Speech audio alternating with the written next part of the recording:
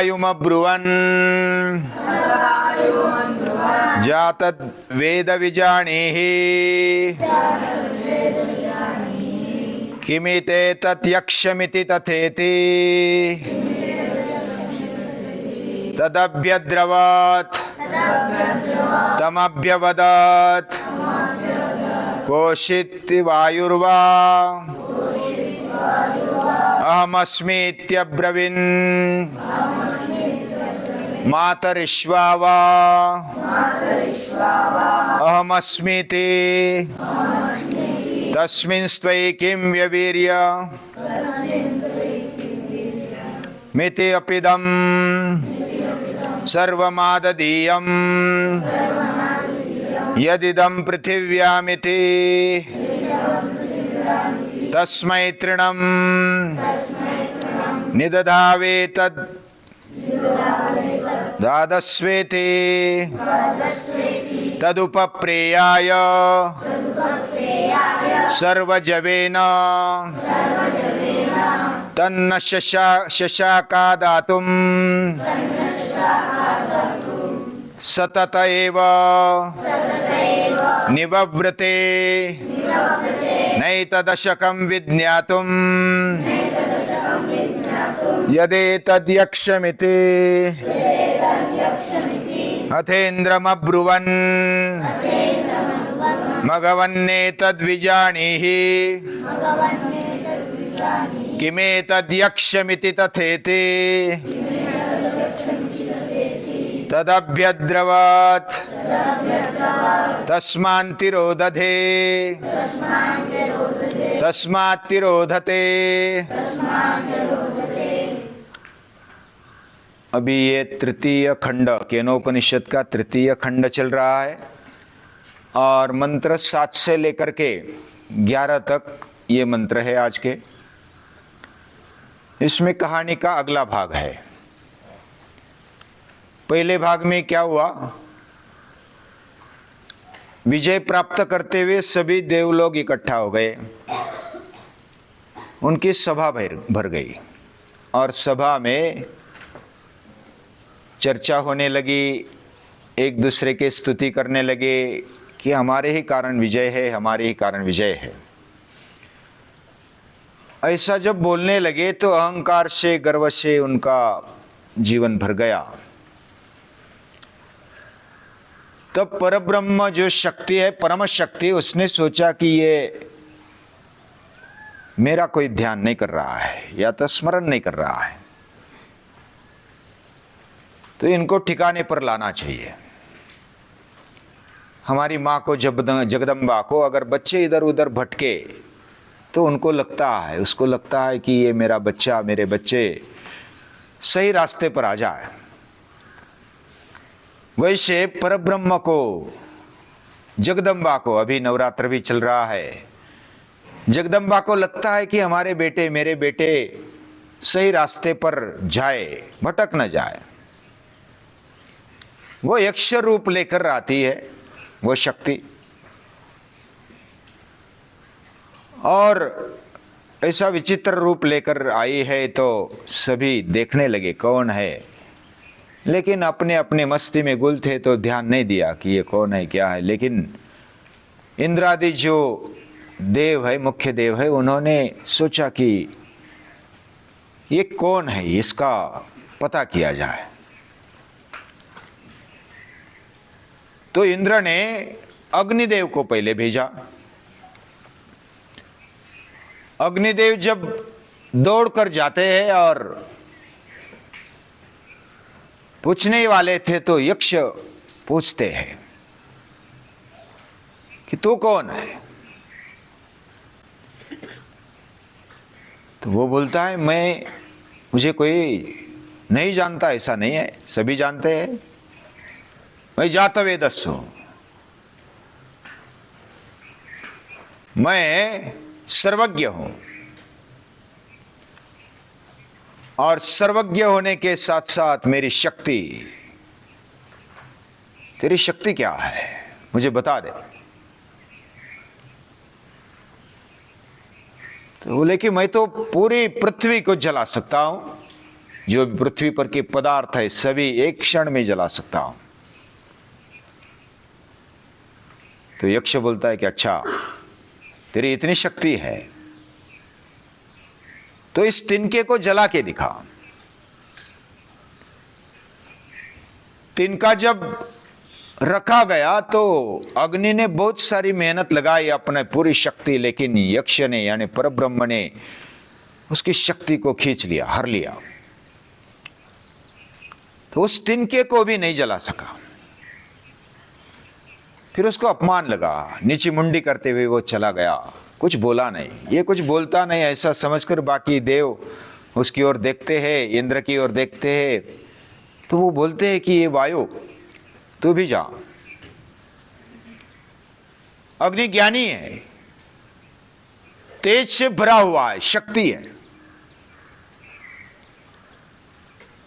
और ये सब होने के बावजूद भी वो पहचान नहीं पाया।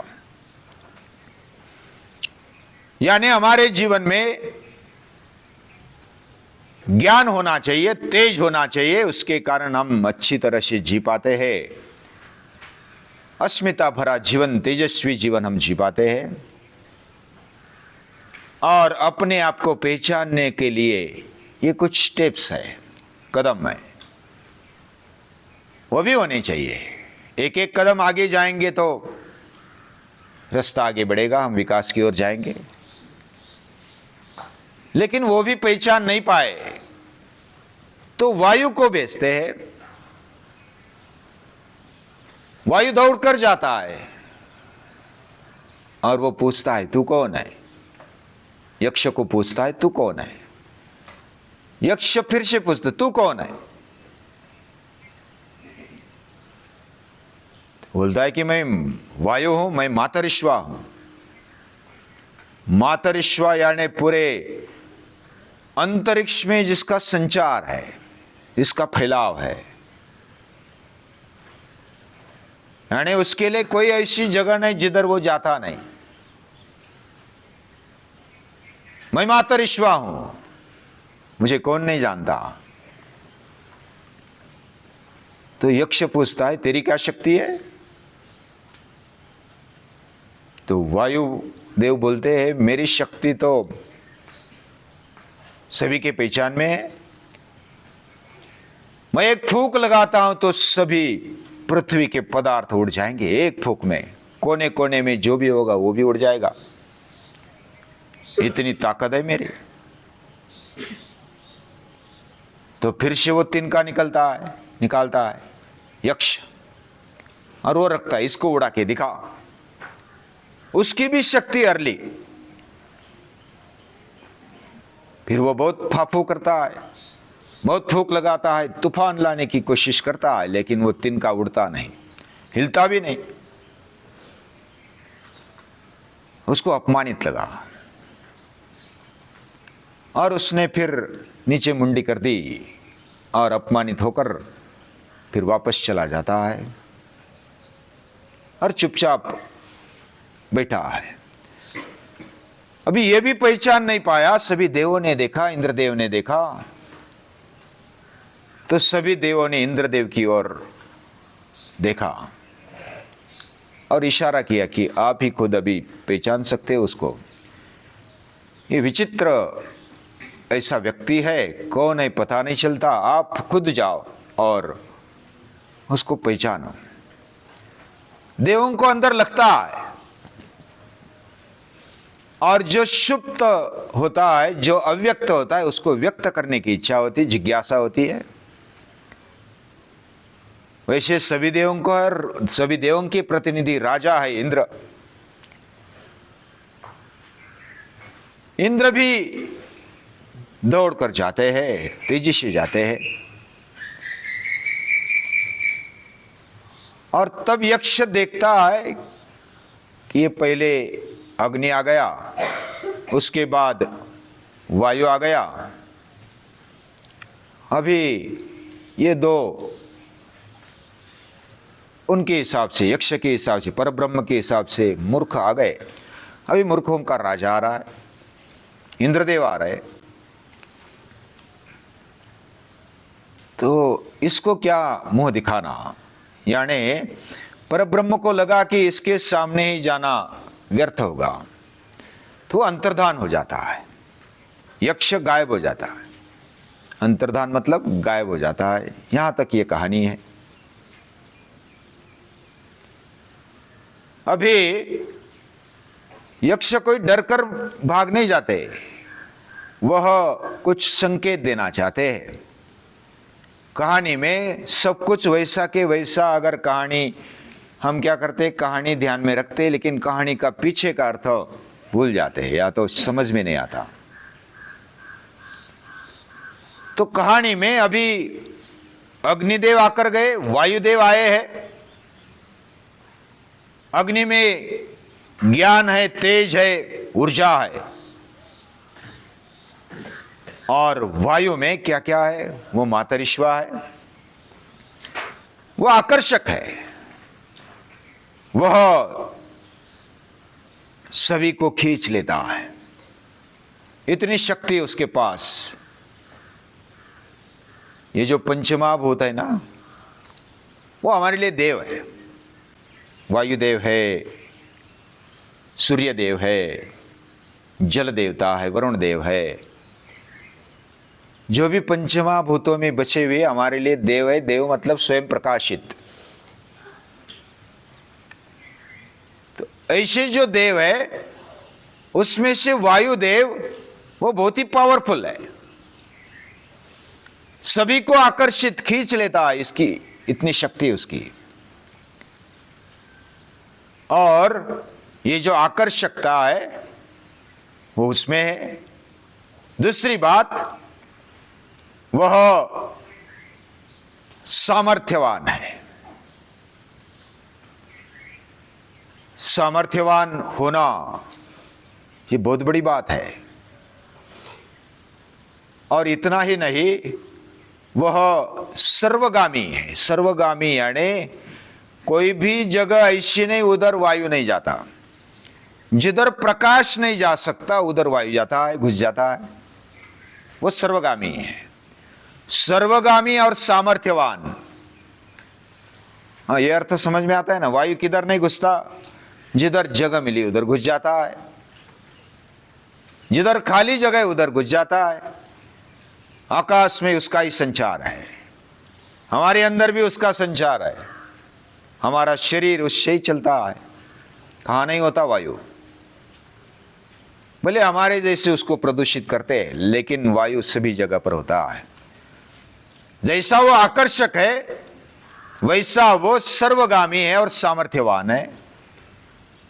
और तीसरी बात, उसके पास क्या है, वह शुद्ध है। मूल रूप में वह शुद्ध है, परोपकारी है। वह दूसरों पर उपकार करता रहता है। उसका जीवन, वह सतत प्राण देता है, जीवन देता है, और इसलिए प्राणवायु उसको बोलते हैं। यानी वो शुद्ध है, परोपकारी है, और सभी ओर जाने के कारण उसकी कीर्ति, उसका जो यश है, वह सभी ओर फैला हुआ है। पूरी दुनिया में, पूरे ब्रह्मांड में उसका यश है, उसकी प्रसिद्धि है, और इसलिए वो सर्व कीर्तिमान, सर्वदूर उसका यश फैल गया है। ऐसे वायुदेव उसका जीवन देखते हैं। ऐसे व्यक्ति जो होते हैं ना, जो आकर्षक है, जो सर्वगामी है, सभी को मिलते हैं, सभी से टच में रहते हैं, और सामर्थ्यवान भी है। हमें भी सभी के साथ बने रहना चाहिए, यानी सभी से संपर्क जिसका है वह अच्छा नेतृत्व कर सकता है। सामर्थ्यवान वही होता है, और सामर्थ्यवान ही ऐसा कर सकता है। हनुमान है, अर्जुन है, जो ताकतवर हो गए, वह कोई उसको परास्त नहीं कर सकता। उल्टा मन में डर रहता है कि ये आया है, अच्छा बोलेगा तो ठीक है, अगर बिगड़ गया तो भी बहुत कठिन बात होगी। तो सामर्थ्यवान अगर पहुंचता है तो वह नेतृत्व कर सकता है, वह सर्वगामी है और सामर्थ्यवान है। ऐसे वायुदेव, ऐसे व्यक्ति इस प्रकार जो सभी को मिलते हैं, सभी से संपर्क में रहते हैं और सामर्थ्यवान भी रहते हैं, भगवान को उनका आकर्षण लगता है। हमारे जैसे को आकर्षण लगना, कोई हमें मिलता है, हमें शक्ति देता है, पुष्टि देता है, तो हमें अच्छा लगता है कि इसके साथ में रहना चाहिए, इसका सानिध्य हमें चाहिए, ऐसा लगता है। कोई शाबाशी भी देता है तो हमें अच्छा लगता है।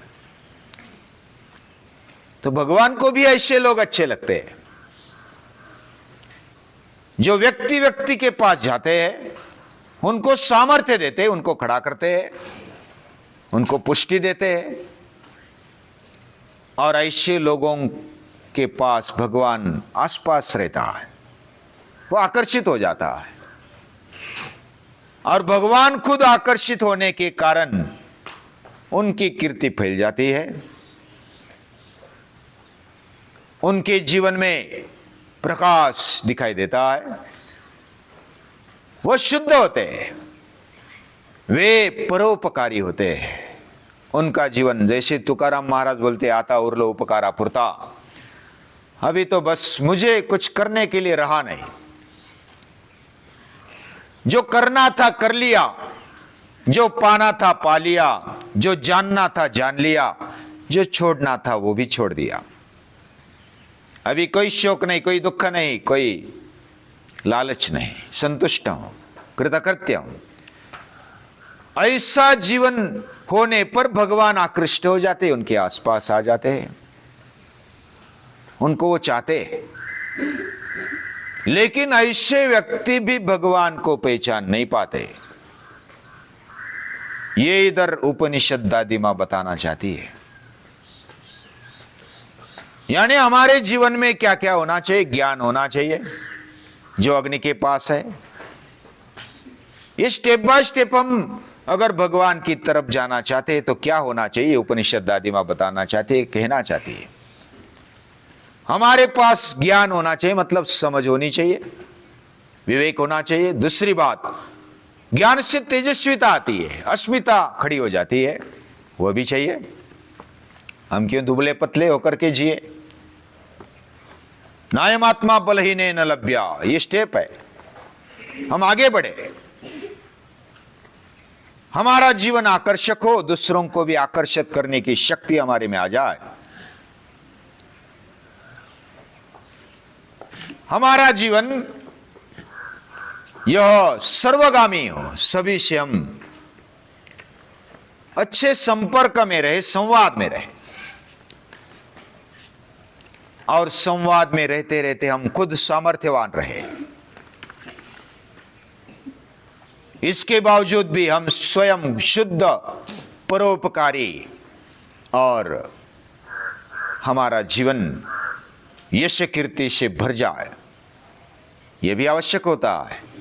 कोई व्यक्ति महान व्यक्ति, सामर्थ्यवान है, समझदार है, वह पुष्टि देता है, ऐसा व्यक्ति सामर्थ्यवान है, उसकी यश, उसका कीर्ति, यश कीर्ति उसकी फैल जाती है, होनी भी चाहिए। और ये संस्कृति के लिए, भगवान के लिए बहुत आकर्षण करने वाली बात होती है। भगवान खुद उनको मिलने के लिए आते हैं, फिर भी वो पहचान पाते हैं क्या? नहीं पाते। इधर उपनिषद दादी मां कहना चाहती कि और आपको कुछ चाहिए। क्या चाहिए?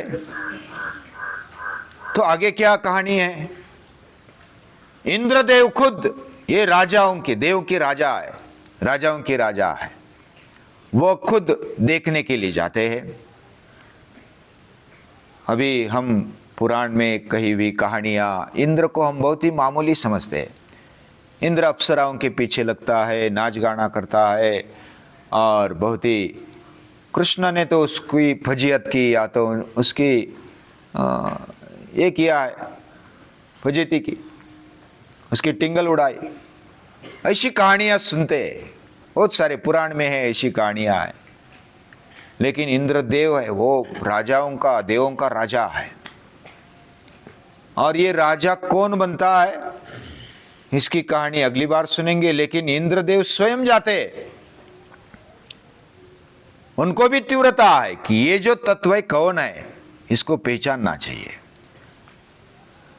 लेकिन जो हमारी जगदम्बा माता है ना, वो ऐसे कर्मयोगी, वो महान कर्मयोगी है इंद्रदेव।